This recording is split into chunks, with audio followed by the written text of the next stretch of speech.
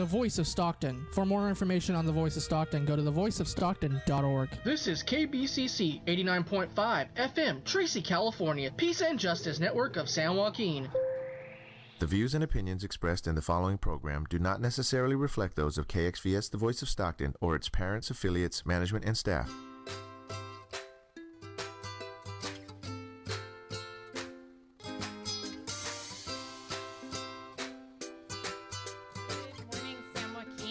Welcome to another episode of Tales and Tips. I'm so honored to have with me Kimberly Warmsley, who is a fellow radio DJ and also a therapist and community advocate. Welcome, Kimberly.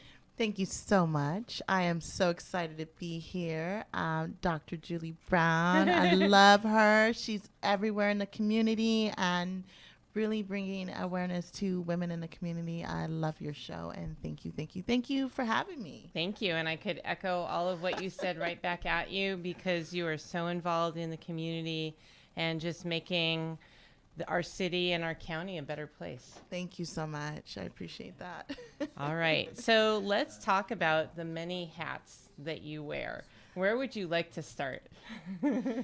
All right. Which hat do we want to wear? So I think because I am fresh off the ER a few hours ago, let's talk about clinical services and therapy and trauma. Okay.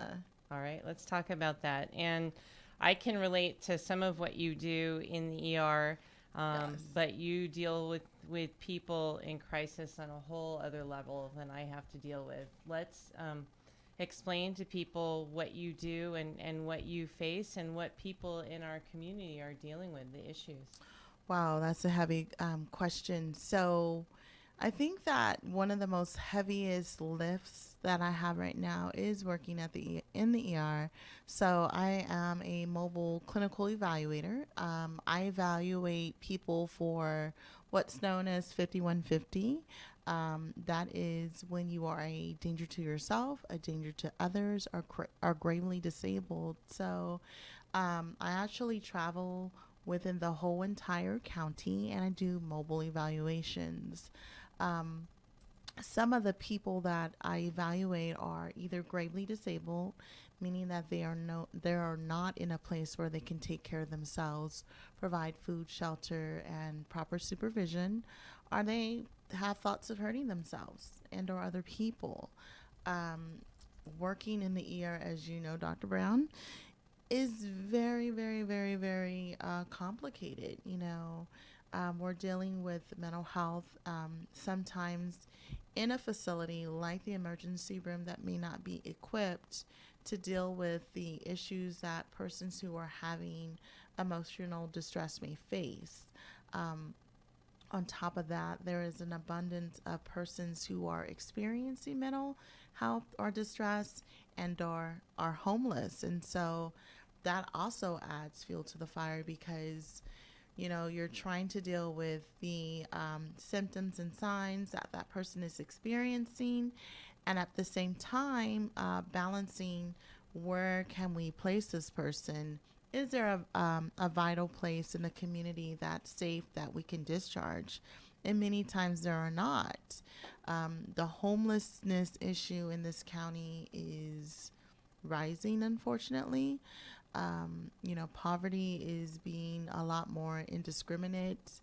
And so you're seeing variations of people who are suffering from mental health. And so it's very complicated. Sometimes I can see anywhere between 3 patients to 12 patients a night. Wow. And really helping them finding a balance of what to do at that time so that they remain safe. And if we're not able to stabilize that patient, then we have to proceed with what's known as the 5150, which is the Welfare Institution Code for being a danger to yourself, a danger to others, and or gravely disabled. So that patient would be placed on a 72-hour hold, and then we would seek out a psychiatric placement for them.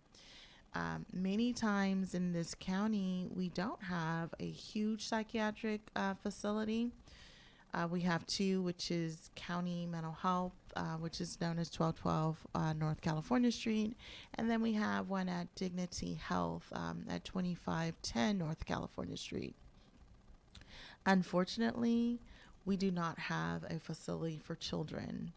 And so when and if a child, adolescent, or youth is experiencing a mental health concern or deficit, and they meet the criteria for the 5150, they are transported to a psychiatric hospital out of the county, because we do not have a children's facility yet, which is kind of concerning. I didn't realize that. Yeah. And I think probably many of our viewers and listeners would be surprised to hear that.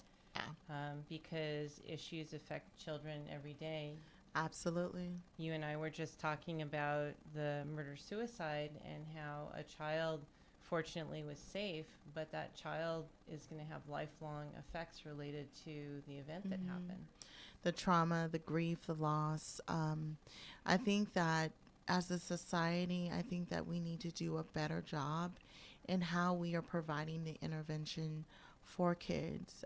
And medically speaking, I'm sure that you would agree, we do know that if we are not stabilizing and treating and providing that intervention to children at an early age, it's way more difficult when they become an adolescent.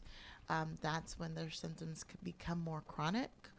And so I think that as a society and directly a community here in San Joaquin County, I think it behooves us to really seek out resources so that we can take care of our own. For me, so I've been doing this for over 10 years. I'm not going to tell you guys how much, because I'll be telling my age, so I'm just going to say 10 years. Enough to have your feet wet. Enough to have my feet, that's right.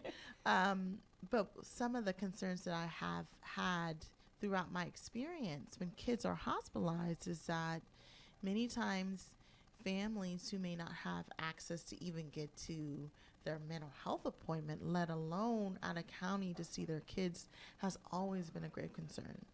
So if they're not able to come to the clinic, how are they able to go and participate in discharge planning and group therapy and family therapy if their children are placed out of county because we don't have transportation? Right, transportation issues. And I mean, I just think that we just need to do a better job in providing for our own in our community. I think that we have enough opportunities in terms of like where to house a possible psychiatric facility for children. We don't have it, and that's a problem. Are there any existing facilities or venues that you could see adding that? Well, and just for someone who worked for county mental health for many years, why not adding that at our current location at the 1212 facility, and maybe making a subdivision? And we don't have to start off like, a huge 100-bed facility, but at least start off something small with maybe a 6 to 8 bed facility where we're trying to offset that population from being transported to other counties. Why not start with what we have and trying to figure out how to make it work versus just sending everyone out? I remember working at county and having to assist parents with going as far as Bakersfield to pick up. Wow. Because you have That's astounding. Bakersfield. 4-hour drive up and back. It took me a whole day to get mom there and back. But think about it. Sacramento County has a total of 3 facilities, so they have some access to more beds. But what happens when counties throughout the northern region are looking for hospital beds for kids and can't find a bed?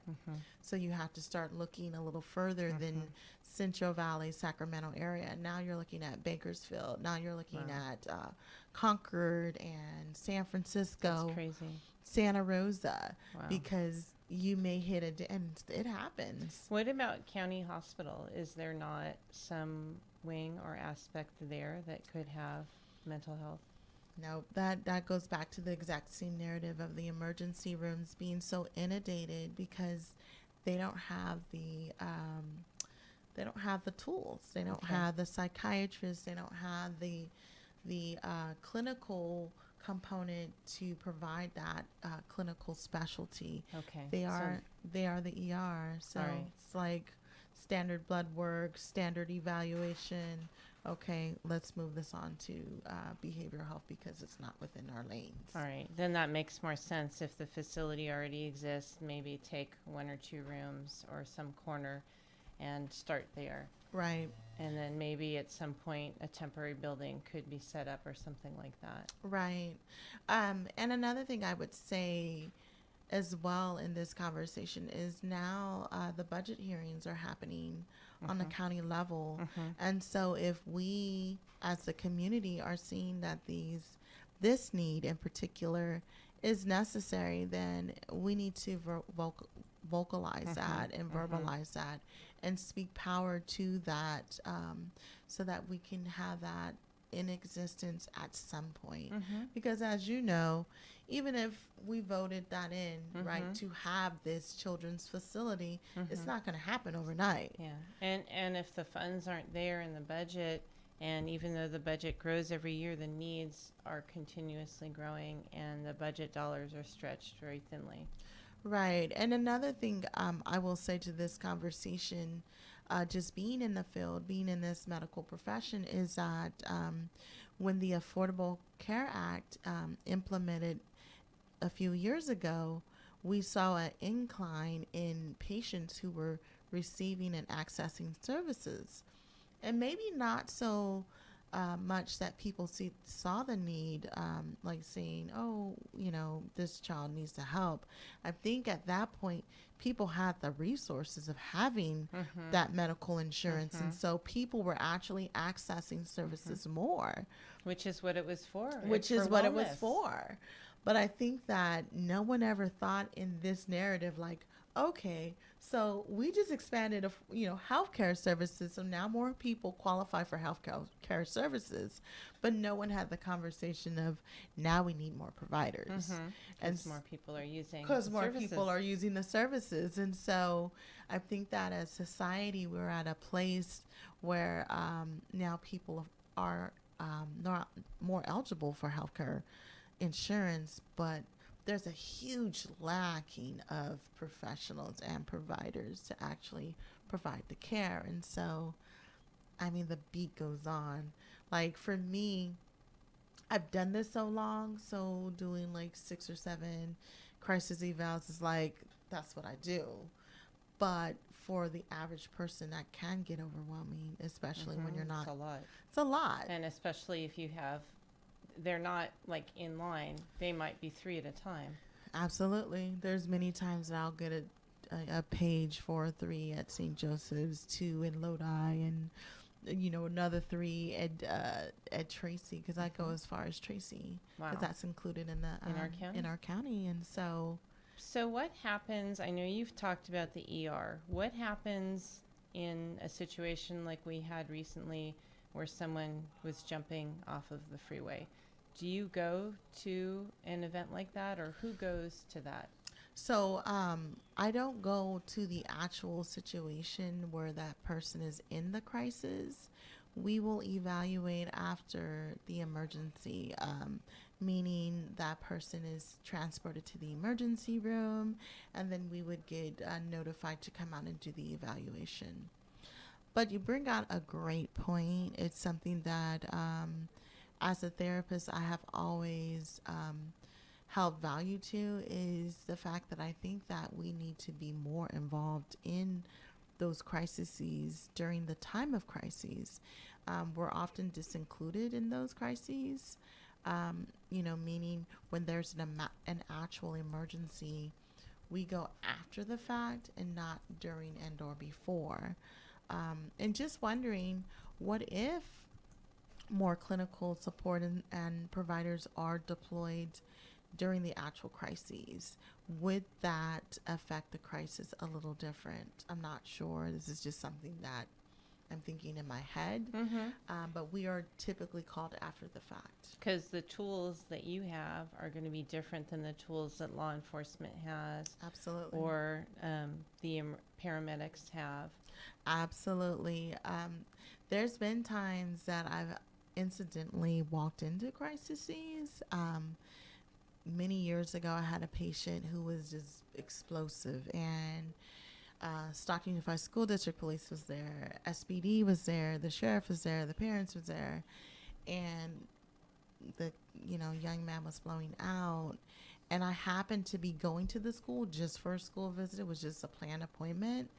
And so I walked into the crisis. It was very interesting because I got out my car and I immediately got in the scene. And I had the police officers going, no, don't go in there. It's dangerous. And I'm like, okay. So I walked right in and I just said in a very calming and nurturing tone, I said, so-and-so, you need to stop. And what did he do? He stopped. Oh, that's awesome. Right. And I just said, stay That's with amazing. me, look at me in the eye, cued him to do some deep breathing, just really, I was soothing him, and crisis was over and done. And I was just, Wow. and, and it's not, this isn't to pick on the police or pick on SUSD There's police. policies in place. There's policies in place, but I think that we need to start having some conversations about training these professionals who are going to be on the scene in crises on how to deal with crises. You cannot deal with someone who is in an emotional place with emotional reactions. It will not work. I guarantee it. And so and this is kind of jumping into why I went into private practice, is to really begin to having these conversations and engagements with community members and leaders and institutions of change, of having a real conversation about mental health, because I don't think that we have it enough. Not at all. And I was going to ask you, and that's a perfect segue to the next question I was going to ask you, is how do we remove the stigma of mental health issues and people needing help and getting help but afraid to get help because of the stigma? Excellent question, Julie. I think that we really need to embed that in our culture. Unfortunately, we have this misperception of mental health. I think that people see the more chronically mentally ill, like those who are, clearly responding to internal stimuli and having conversations with themselves, who are clearly disheveled and clearly disorganized and or may having episodes of psychosis.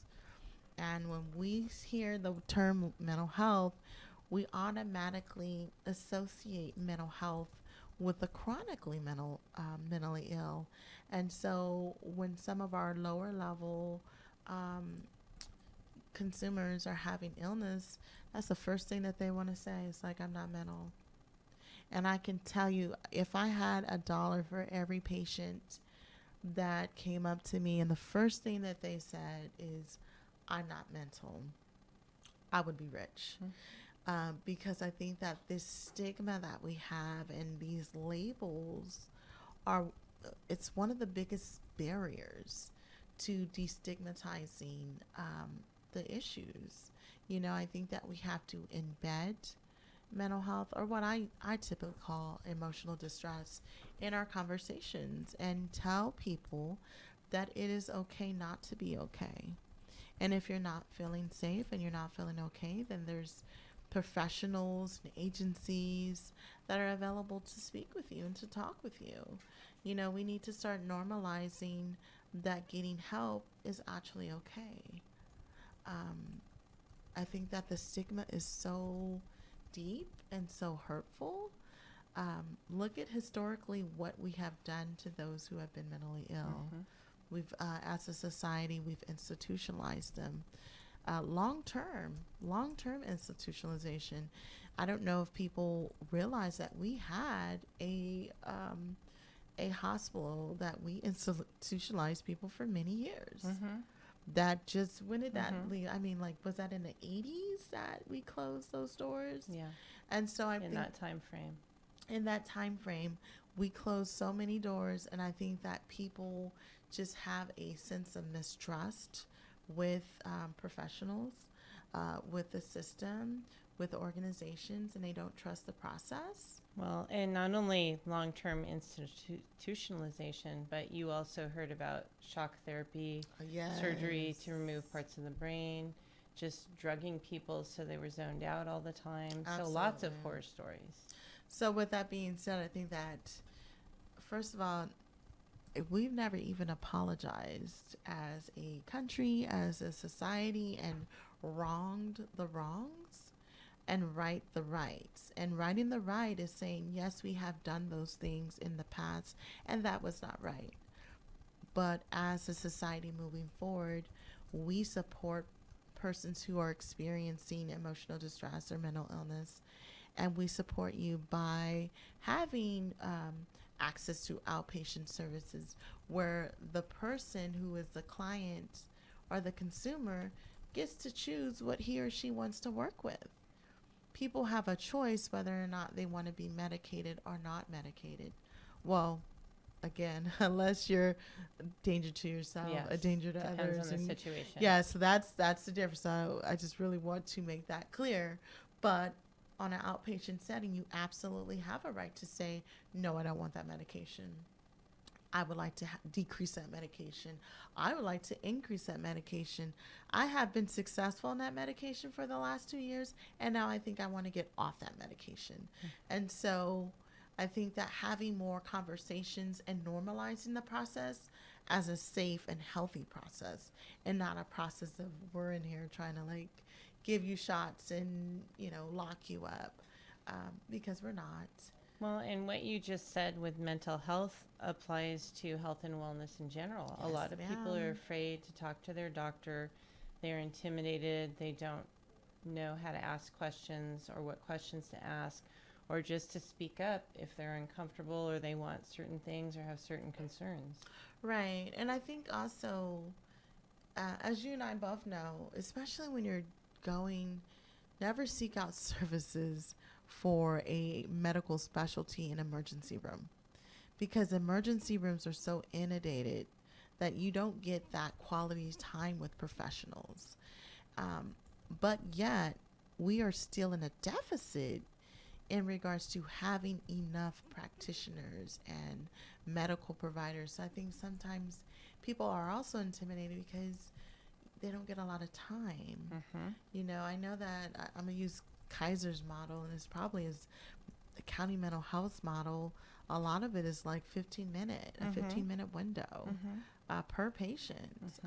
And so that gets a little intimidating as a provider, because you feel like, I got to get this done. I got to get this done. You can only cover so much in 15 minutes. You can only cover so much, but it's like you said, coming into your medical appointments prepared with questions and asking. And I say this with very much so caution. Never be on the web looking for symptoms and like self-diagnosing. But it's okay to look at the web to kind of get an understanding, so it can create the conversation of asking. Because a lot of times people will come in and like, I have that too. Dr. Webb. Right. Yeah. They'll stop. Dr. Google. Right, Dr. Google, and they'll come in and they'll like have their whole lives evaluated and diagnosed. I'm like, oh no, don't do that. Especially for me, because some of those diagnoses are outdated. Like some people are still looking at the manic depression, which is no longer a diagnosis in the DSM-5. So I'm like, hey, that's good research, but unfortunately that is not an included diagnosis. So looking and educating yourself on the potentials, but don't own that diagnosis until you're able to talk to a professional who can help with diagnosing a little more than WebMD. And you mentioned a really important point, that especially in our county, we have a shortage of doctors, and unfortunately statistics show that that's going to get worse because the baby boomers are trimming, and that's going to affect the number of doctors that we have. We have a lot of doctors that are going to be retiring. Right. And that going back to the conversation of preparing our community. So my daughter is going in the medical field, so she either wants to be, I'm excited over that. She's following in your footsteps. Yes. She wants to be either a nurse practitioner or a doctor. Awesome. Excellent choice. And we have one school, Healthcare Academy, on the state hospital grounds or previous state hospital grounds, where they actually prepare students to become medical providers. A high school. Yeah. That's and awesome. so my daughter will be doing a potential internship either at Kaiser or Sutter Gold. So I'm really excited about that. But we need more outlets for our students, because who's going to take care of us, Julie? We're not going to have any doctors. I'm scared. Yeah, it is scary. It's scary. Yeah. It's scary. We need to prepare for that. I know that our county hospital has expanded the number of internships that they're offering to try and entice doctors to stay in our county, Right. which would be wonderful. Mm-hmm. Yeah. And our county hospital has a trauma unit that specializes in training medical providers. I think that it just goes back to Stockton. Well, San Joaquin County, our population is maybe about 400,000. Easily. And growing. And growing. I just don't think that we have enough. It's more than that, I think. Yeah, it's probably more than that. Probably maybe about 500 plus, perhaps, including Tracy and Lodi. Yes. And some are Lathrop. I just don't believe that we have enough institutions of care to provide to our community. And so County General, they do a really good job in trying, but they're so inundated in providing. Wow, I was way off. So this is a 2017 statistics, and we were at like 745,000. So imagine in the next 2 years we are growing. So when we are growing, obviously we need more. We need more institutions of He came and fixed it. Of care. I got excited, everybody. She rocked the table. Because all I see is like, this is nearly 1 million people. Yeah. This is Basically. This is nearly 1 million people. In a year or two, it's going to be 1 million people. And if we need to have things set in place, earlier you were talking about with children, but I think this is true with any issue. If you deal with the issue early on, it's going to be a lot easier and the outcome is going to be a lot more successful than if other components come in and it grows and explodes. Right. So thinking outside the box. And then also making sure that we as community members have a seat at the table when these conversations are being had. Not only as professionals, Julie, but constituents. We live here. We're natives and we have a stake, at the table. And even if you're not native, if you care about the community, I'm a transplant from LA, but I've been in this community for over 20 years and I'm vested in this community. And I want to see things improve. People can go to their city county council meetings. They can go to their county board of supervisor meetings. You can form local neighborhood watch. There's lots of things that you can do to actively make a difference in your community. You can volunteer with a nonprofit. Absolutely. And you just started your own business because you wanted to make a difference. Let's talk about that. Oh, yes, ma'am. Yes, ma'am. So I still do my ER work on a part-time basis because when you do start a business, it's not as fruitful as you think. It takes time. It takes time. So I started a therapeutic trauma services, Kimberly Warmsley's therapeutic and trauma services. And I'm specializing in trauma because for many, many years, I was the only child therapist that specialized in trauma for the whole county. Wow, I didn't know that. Yeah. I didn't know that. Yeah. Where is it located? So I am at 31 South San Joaquin Street, and catching me on a good day, because I am probably at maybe about 85% approved for all major health insurance panels. So we Yay. are growing. I'm excited about Congratulations. that. Thank you so much. One of the things that I wanted to do in this this realm is provide innovation in trauma services. And so when I say innovation, I'm thinking outside of traditional therapy. I was a real Hellcat at the county, because I always spoke about how there were so many expectations put onto clients. Clients are supposed to get there at 9. They can't be 10 minutes late. They have to be here on time.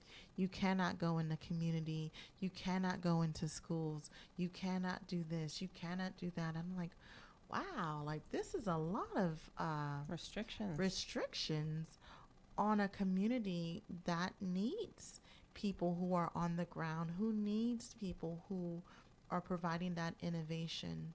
And so some of the innovative services that I provide now is I'm doing some virtual arts, which means that people can call in and do educational training.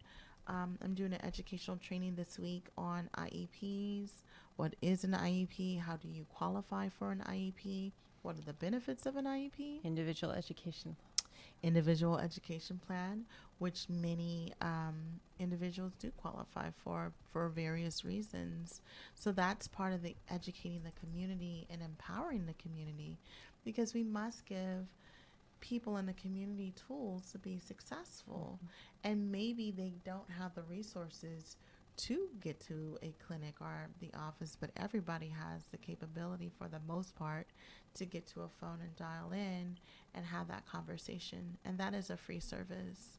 I'm also doing a very non-structural, person-centered group, a healing group that's available to the community for free on Fridays. It's Awesome. Coffee and Things with Kimberly. You're definitely going to get some coffee, and then you're going to get some things like tools, like resources, like intervention, and maybe a donut or two.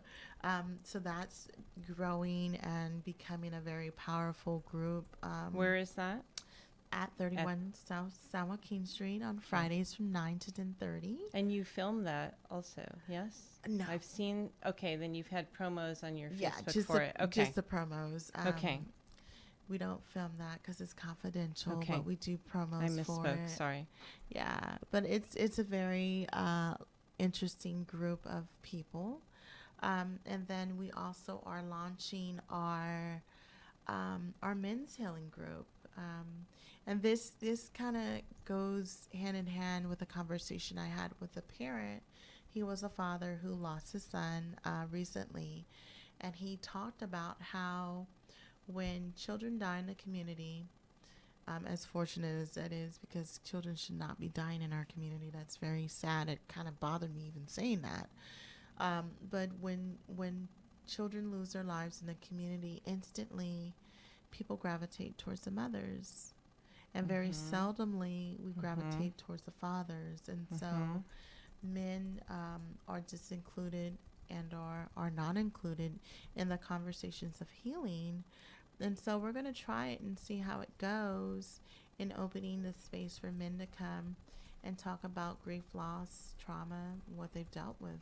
I'm very excited for this. That's one. awesome, because you're filling a huge void, and that makes sense. I mean, men are going to grieve just like women, Right. but just like you mentioned, they're forgotten about, which is sad. Right. And so I was just very compelled in that conversation. So we will have that there, and I'll probably more likely co-facilitate. I'm not a man. I can't speak to men's issues, but just co-facilitate in the clinical aspect, and there'll be someone who will lead the charge in that group. So Wonderful.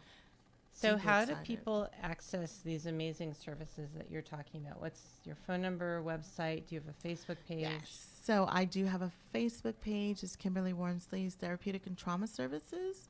So like the page. You'll also enjoy some educational blogs I do. I try to do one at least once a week. Facebook is amazing. Facebook is awesome. So I was able to link my business Google Calendar to my Facebook page, so people can actually go onto Facebook and make an appointment. And it will Wonderful. link to my Wow. Google.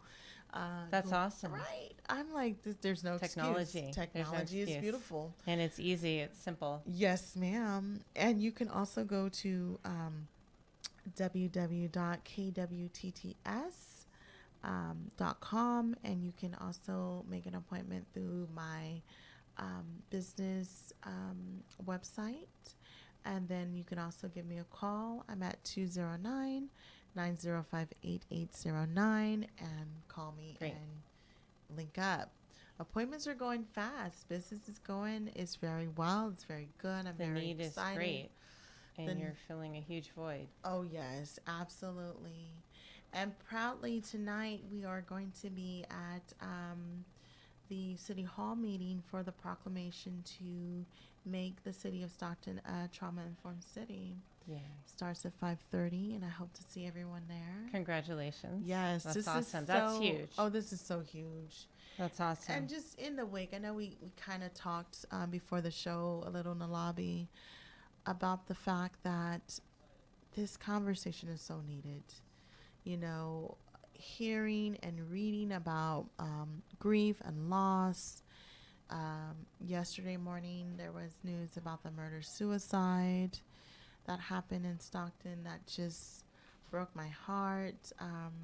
But really, as a community, we need to be highlighting the fact that services are available for people and creating safe spaces and opportunities for people to grieve and heal and get the support that's needed And in a that- non-judgmental way. Yes, I'm just glad that you mentioned that, because the support is out there, but people are afraid that they're alone. Yes. And so that's another element that I like to also embrace, which is the cultural element, the non-biases, being non-judgmental, and being where the client is. You know, I think sometimes there's a turn-off-ish when people come in for services and treatment, and you got people telling them, you need to, and you need to, and you need to. Like, as professionals, practitioners, organizers, and advocates, we need to just stop and listen sometimes. You would learn so much just by listening. And so just creating these spaces for people is very important for me. Well, and turning the narrative around to what do you need? Yes. And that was part of the conversation in the proclamation, is not what is wrong with you, but what has happened to you. Because sometimes people... That's really powerful. People don't know, Julie. Sometimes people aren't able to come in and say, it all started when I was 3 and this happened and that happened. Sometimes you have to be at a place where you are listening and asking questions. How did that make you feel? What were you thinking when that happened? Like, really helping that person draw it out, not going in there being super staff, like on the scene. You know, and I'm telling you, I had some stories. I remember one lady coming in, so interesting. And I actually grew up like in a very privileged community in Stockton. And so I tell people all the time that we were so privileged that growing up until I was in like the 3rd or 4th grade, I never knew about other cultures and other tones of black. I just never knew that. And I remember not too long ago, I had a girl come in, and I walk in. My name is Kimberly. I walk in, and she's like, "You're Kimberly?" I'm like, "Yeah." She was like, "Really? You're a therapist?" I'm like, "Yeah." And she said, "I've never met a black person who had an education." Wow. And I was just like, "What do you mean?" And I really was trying to like dig into this, like, you never met a woman of color who was educated? She told me no. I had a great conversation with her. And she said, I'll tell you what, I'm not coming back to this place because it's not me. But if you come to me, I will see you. And I was like, okay. So 2 weeks passes by. I gear up. I get in the county car. I drive out to her house and I pull up. And she had a host of friends that were out there. And they were like, I walk out the car like, oh my God, she's Black. Oh my God. They were so excited to see me. And I had to really understand that in their environment that they don't see a lot of positiveness. And I had to step back as a professional and go, Kimberly, everybody's not raised like you were raised, and everybody didn't have the same expectations and standards. And so that really helped me to continue to understand as a professional, I'm not going to know the right answer, and I'm not going to be everybody's favorite. And I have things that I still need to continue to learn and grow as a professional. And that is understanding that in some subcultures, there are not many people who are educated. And I learned that day. And I took that experience wholeheartedly, and I still continue to take that experience because we still have to learn as professionals. We are not always going to have the right answer, and being sensitive to the needs of people because everyone's needs are different. That's beautiful. I love what you said about being sensitive to the needs of people. And by going to her home with her friends and family there, you were also serving as a role model for everyone that was there, which is huge because people need mentors and role models to see that they can reach their dreams. Absolutely. And I just want to say with that, I think it was actually Charles Barkley. I don't know who it was. It was a sports commentator. And he said that sometimes we are mentors and role models even if we don't want to be. And in that case, I had several teenage girls who were very excited to see me. That's awesome. Right? That's awesome. So you were helping several at once. Yeah, it was. You were inspiring people. That's amazing. That's awesome. Thank you for sharing that. That's beautiful. No problem. Thank you. That's beautiful. So on a totally different topic, I was going to ask you about your involvement with the County Democratic Party. Right on. So one of the things that I always hold truths to is people don't know this about me, but I'm very passionate about writing ordinances and resolutions. And so this year I got involved with the Democratic Party and actually became the 2019 County Democratic Central Committee County Chair. Woohoo! Yeah. That's awesome. So doing a lot of work in the community with organizing for the upcoming 2020 voting elections that are changed. I hope people are registered to vote. Being involved in local ordinances and resolutions as much as I can, especially with homelessness. And I know, Julie, you're also involved in that wholeheartedly as well. We're in a crisis, and we're definitely in a crisis. Yeah, and it's getting worse. It's getting worse every day. It's getting worse, and so whatever I can do on a political side, as well as providing that humanistic element as being a social worker and being in the trenches and knowing the population, it's important. And so. As you know, in 2018, I joined Emergent California, and I've been passionate about policy and the implementation of policy and creating places for women to get involved locally, whether you're on a commission or you're running for office.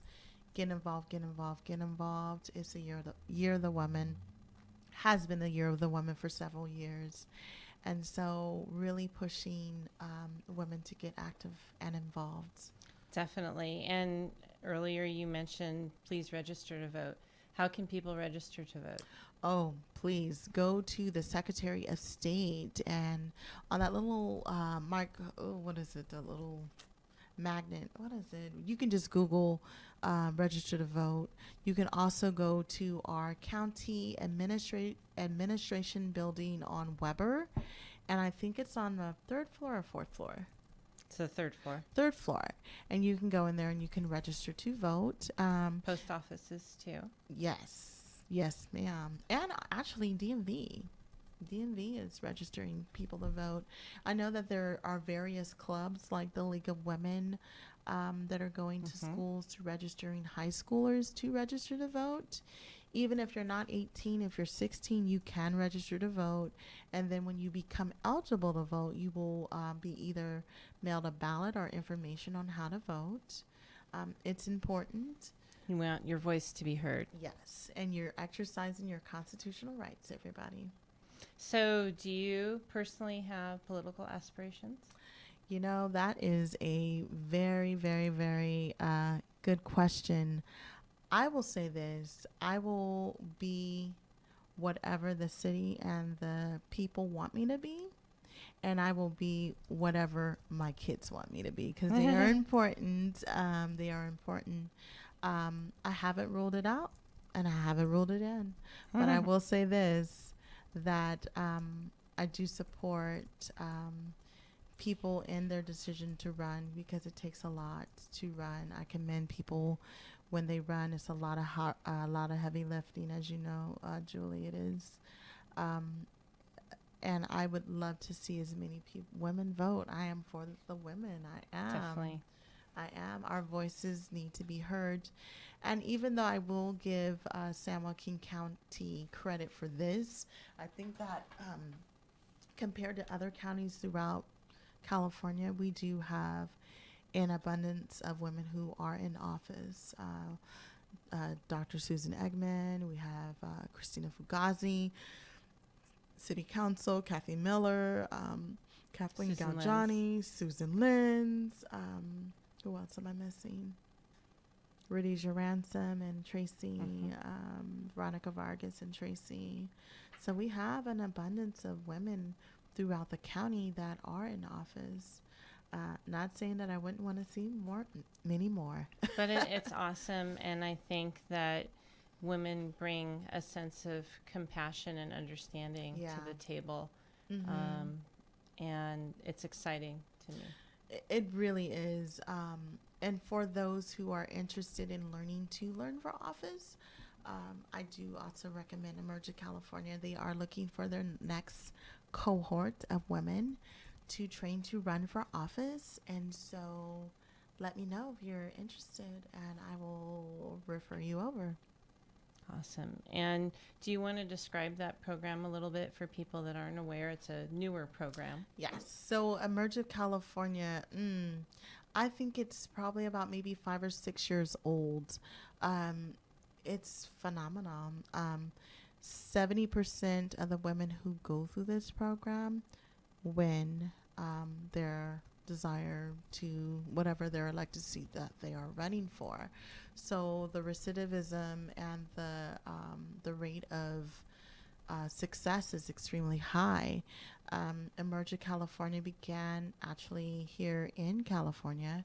It has expanded throughout the United States. It specifically trains Democratic women to run for office. Some big highlights are we have Mayor London Breed of San Francisco. Malia Cohen is another big name. Oh, Eleni, our Lieutenant Governor, she was a graduate of Emerge. Candelaria Vargas, School Board trustee, is a graduate of Emerge. Rhodesia Ransom is a graduate of Emerge. Becky Elliott is a graduate of Emerge. And she ran it for a while, too. Yeah, she ran it. She was the director of the Central Valley cohort. She is exceptional. I love Becky. She's one of my mentors. She's here locally, and she's doing wonderful work on candidates who are running this year. She also helps with United Way. Oh yeah, does she? She's everywhere. She's awesome. She's everywhere. And so Camilla Harris did not She isn't a graduate of Emerge, but she is one of the candidates who piloted its success. So she was a founding member of Emerge, and so is Hillary Clinton. Is another one. Kimberly Ellis, who ran for chair of the California Democratic Party, is a graduate of Emerge. So lots of exceptional women. Sorry, I can't name them all. And it's a year-long program It's a that year- meets monthly. It Is that meets right? monthly, and you learn anything from fundraising to program statements to the legal ramifications of running for office. You learn to defend your truths. You learn to define your platforms, and one of the best things that I've learned is that you learn your own truths, and you learn to be vulnerable, and you learn to be resilient. It's exceptional. It's a year long, so let me know if you would like to join. Awesome. And how does someone join? I've participated in a couple of the classes. How does someone join if they'd like to? So you can go on to the Emerge California website and look for the applications. I believe that the applications will be available in August because they just graduated their cohorts in June. So they will be available in August. And I think that the current director is a Central Valley native. So she lives in Sacramento. And so I expect to see big things coming in the Central Valley. Awesome. That's exciting. Yeah. And Jasmine Lee? Jasmine Lee graduated? just graduated. Yes. Oh, I forgot Shout about out to her. Jasmine. Shout out to Jasmine. Yes, she did. All right. So any other community activities? You want to talk about your radio show? Does it Oh, cover yeah. Live with Kimberly. Oh, yes. So I proud love, thank you so much. I love my Mondays. So this is a part of that platform we talked about really destigmatizing mental health. And so every Monday at 10 o'clock, you're on the Voice of San Joaquin.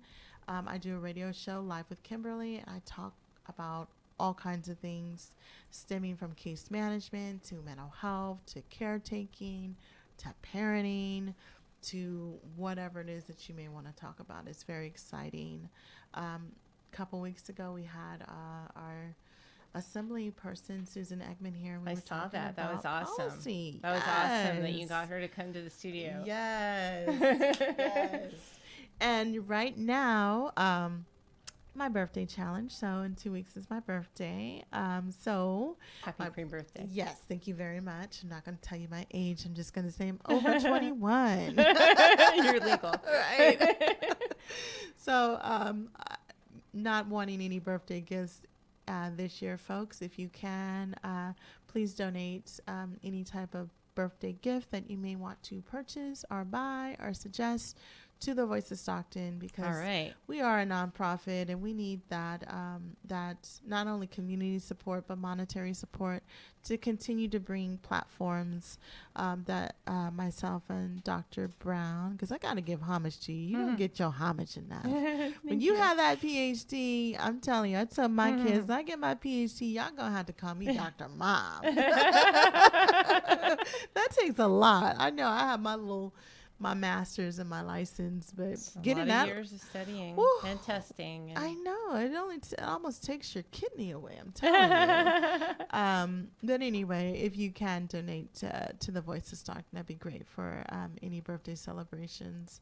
This radio station has really paved the way in educating the community and bringing awareness. You know, you get information about what's going on, all kinds of topics. Topics. Chef Tobias was on your show too. Oh, And yes. she talks about everything culinary. The chef is definitely in the house, and she talks about culinary.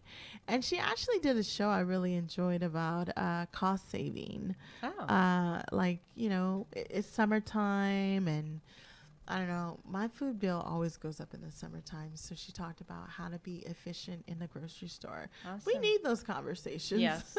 Yes, especially with our economy, and we alluded to the poverty level here. Yeah. So people need to know that there's cost-saving tips that they can do. Right. And I really encourage, because we're talking about our community, I'm really a little concerned about the PG&E outage and whether or not we will be directly affected or not. Even if we're not directly affected, and Manteca is more so, please keep in mind that they may be coming to Stockton to purchase. So we still need to take precautions of like filling up our cars and, you know, filling up our cabinets and getting water, because Being prepared.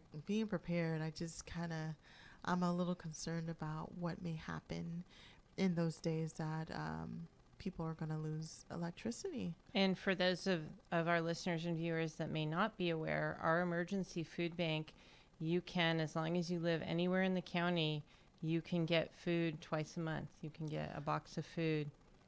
And there's other pantry partners that during the in-between times you can get food and supplies as well. Right. So last week I actually went out to the Second Harvest food drive with Stockton Unified School District. And they're awesome also. Whoa. Shout out to Second Harvest. Yes. They had great resources. And it's just so good that the schools are opening up in this time of need. Summer lunch programs. So I will be bouncing throughout the community through different sites and giving out water while people are in line, and talking to them about any type of services that I can offer them. Because, the poverty also offsets depression. It offsets anxiety, It's the all unknown. interlinked. It's all interrelated. And so, you know, just continuing to do my part. Poverty is also a starting point, unfortunately, and it's associated more with chronic health issues. Right. Because So if it's you're all not interlinked. if you're not able to afford the proper nutrition and food to stay healthy, how do you keep healthy? We also need to be very supportive of our most vulnerable population, our seniors. They are going to be impacted, and they may not have access to the food bank. So check on your seniors. My son, I know you like this photo, it was so cute. He's only 3. My son, Sir Kingston, he tells me the other day, he says, I'm very worried about the animals, Mom. I'm very worried. The dogs need water too. It's hot. It's hot. And so making sure that And that he's aware of that. He's aware of age. I that. love it. Yeah, Good job. High it's five. only 3. But making sure that our animals have water and are cool, because it is hot. And don't leave your pet in your car. Yes. Yeah, when the temp is above 90 degrees, your car can become an oven in minutes. Yeah. So take these safety precautions, please. Anything else that you'd like to mention before we sign off? Just the fact that this is like, I really enjoy my time here with you. And just, again, I think, Julie, you're always giving that respect and those shout outs and recognition to others. I'd like to take this time to once again give that same recognition to you, because I don't know how you do it. You are everywhere, and it's hard sometimes to try to juggle and be at all these different events, but you try to at least show your face and spend some time there, and that must be a difficult task to do, but just really wanting to say thank you for what you do with the food bank, with the Lion's Den, with homelessness, with your going out and providing services and intervention to animals. I'm impressed by that, because we talk about our homeless population a lot, but there are a lot of stray animals out there without a home that need that care and support, and so I thank you for that.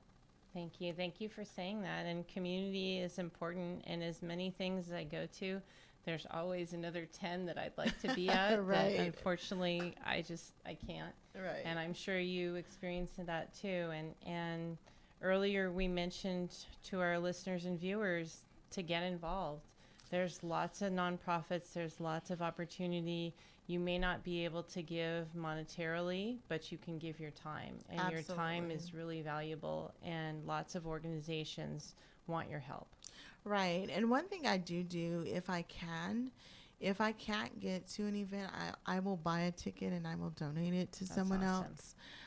If I can't get to an event, I may donate like water or drinks or beverages. Like, I do what I can. You can still be a part of it. You can still be a part of it. But for every complaint that you make, have 3 things that you would like to change in that process. 3 steps. Getting involved, going to not only city council, but go to the commission meetings. There's Commission of Recreation, Parks and Recreation, Planning Commission. There's, the Water Commission. The Disability Commission. Doug Vigil, shout out. Yeah, show up and show out. Make a difference. Everyone can make a difference. And as my good friend Roy Morales would like to say, everyone has a role to play. That's right.